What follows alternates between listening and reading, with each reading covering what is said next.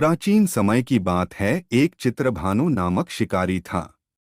वह शिकार करके उसे बेचता और अपने परिवार का पेट भरता।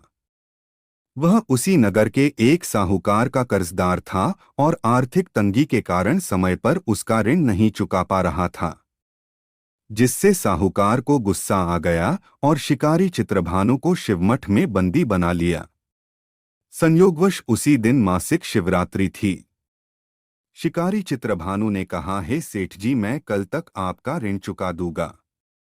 उसकी यह बात सुनकर सेठ जी ने उसे छोड़ दिया, जिसके बाद शिकारी शिकार के लिए जंगल में चला गया, किंतु पूरी रात बंदी गृह में भूखा व प्यासा होने के कारण वह थक गया था और व्याकुल हो गया था तथा वह शिकार की खोज में बहुत दूर तक आ चुका था। यह सोचकर वह एक तालाब के पास पहुंच गया और भरपेट पानी पिया। इसके बाद वह बिल्व के पौधे पर चढ़ गया जो कि उसी तालाब के किनारे था।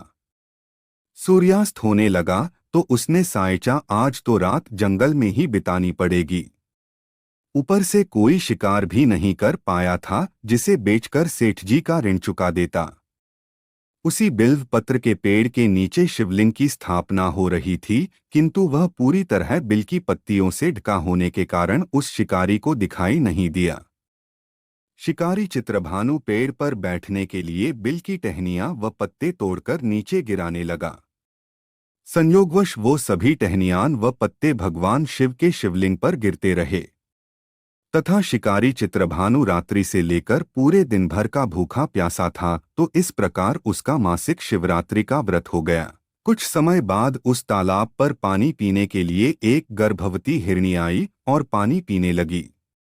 हिरणी को देखकर शिकारी चित्रभानु ने अपने धनुष पर तीर चढ़ा लिया और छोड़ने लगा तो गर्भवती हिरणी बोली, तुम धनुष तीर मत चलाओ, क्योंकि इस समय मैं गर्भवती हूँ और तुम एक साथ दो जीवों की हत्या नहीं कर सकते। परंतु मैं जल्दी ही प्रसव करूंगी, जिसके बाद मैं तुम्हारे पास आ जाऊंगी, तब तुम मेरा शिकार कर लेना। उस हिरणी की बात सुनकर चित्रभानु ने अपने धनुष को ढीला कर लिया। इतने में वह हिरणी झाड़ियों में लुप्त हो गई। ऐसे में जब शिकारी ने अपने धनुष की प्रत्यंचा चढ़ाई और ढीली करी तो उसी दौरान कुछ बिलपत्र के पत्ते झड़कर शिवलिंग के ऊपर गिर गए। ऐसे में शिकारी के हाथों से प्रथम पहर की पूजा भी हो गई। कुछ समय बाद दूसरी हिरणी झाड़ियों में से निकली। उसे देखकर शिकारी के खुशी का ठिकाना ही नहीं रहा। चित्रभानु ने उस हिरणी का शिकार करने के लिए अपने धनुष को उठाया और तीर छोड़ने लगा तो हिरणी बोली, हे शिकारी, आप मुझे मत मारो। मैं अभी ऋतु से निकली हूँ और अपने पति से बिछड़ गई। उसी को ढूंढती हुई मैं यहाँ तक आ पहुंची। मैं अपने पति से भेंट कर लूँ, उसके बाद तुम मेरा शिकार कर लेना। यह कहकर वह हिरणी वहां से चली गई। शिकारी चित्रभानु अपना शिकार दोबारा खोकर बड़ा दुखी हुआ और चिंता में पड़ गया कि प्रातः सेठ जी का ऋण कहाँ से चुकाऊंगा। जब शिकारी ने दूसरी हिरणी का शिकार करने के लिए धनुष पर प्रत्यंचा चढ़ाई तो कुछ बिलपत्र के पत्ते झड़कर शिवलिंग के ऊपर गिर गए। ऐसे में पूजा का दूसरा प्रहर भी संपन्न हो गया। ऐसे में अर्धरात्रि बीत गई और कुछ समय बाद एक हिरणी अपने बच्चों के साथ तालाब पर पानी पीने के लिए आई।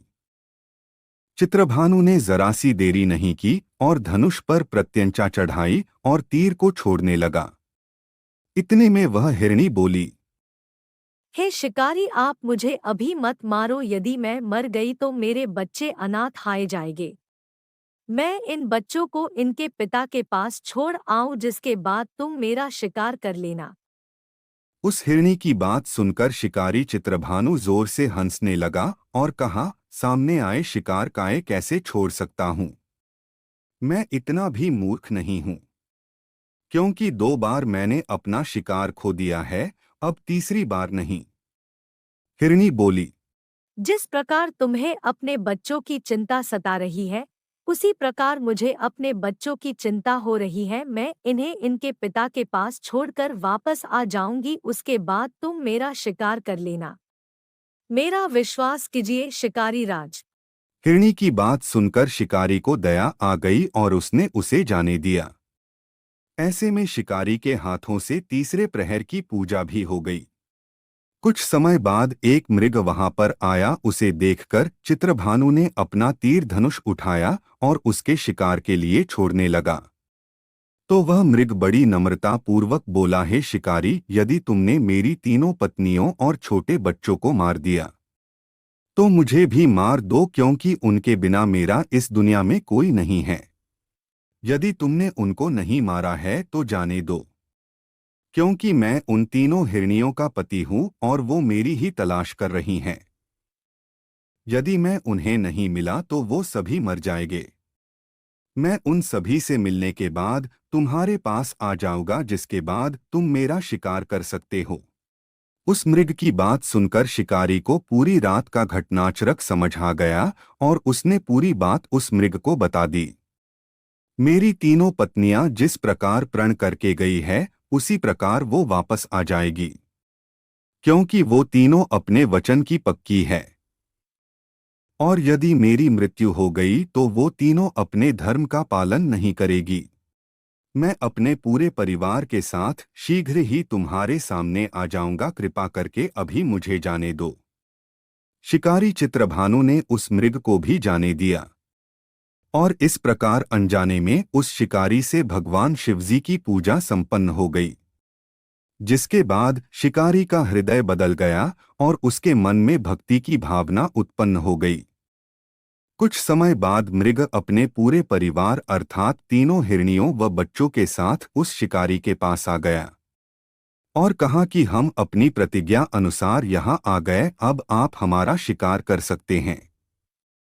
शिकारी चित्रभानु जंगल के पशुओं की सच्ची भावना को देखकर पूरी तरह पिघल गया और उसी दिन से उसने शिकार करना छोड़ दिया। दूसरे दिन प्रात होते ही सेठ जी का ऋण किसी और से उधार लेकर चुकाया और स्वयं मेहनत करने लगा।